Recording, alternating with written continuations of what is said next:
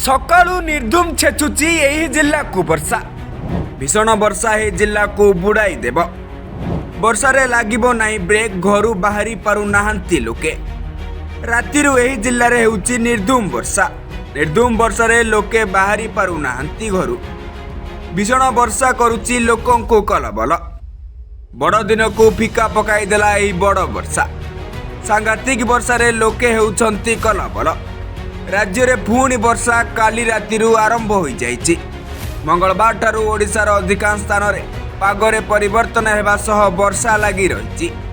गत 24 घंटा रे जगतसिंहपुर खोर्धा केन्द्रापड़ा कटक पुरी गंजाम नयागढ़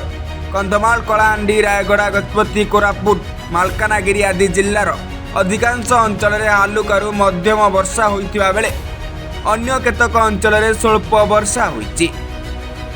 दक्षिण पश्चिम बंगोपसागर पार्श्ववर्ती दक्षिण आंध्र प्रदेश और संलग्न उत्तर तमिलनाडु उपकूल में सदृश लघुचाप सक्रिय रही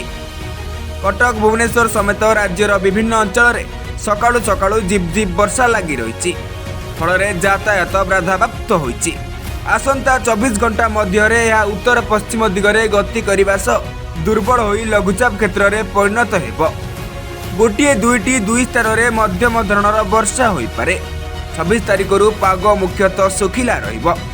अन्य पटे 48 घंटा जाए रातिर तापमात्रा विशेष परिवर्तन हेबो नाही यापरे रातिर तापमात्रा 3 डिग्री सेल्सियस ह्रास पाइब